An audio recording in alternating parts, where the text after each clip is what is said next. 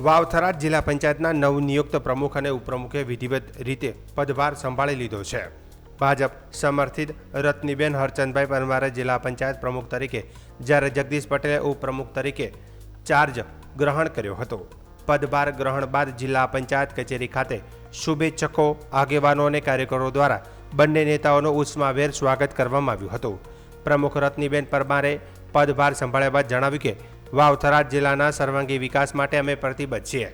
ગ્રામ્ય વિસ્તારોમાં પ્રાથમિક સુવિધાઓ, રસ્તા, પાણી અને આરોગ્ય જેવી બાબતોને પ્રાથમિકતા આપવામાં આવશે। સૌના સહયોગથી પારદર્શક અને જનહિતના કાર્યો કરવામાં આવશે।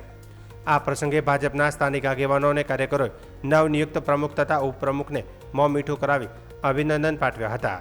જિલ્લા પંચાયત કચેરી ખાતે ઉજવણીનો માહોલ પણ જોવા મળ્યો હતો।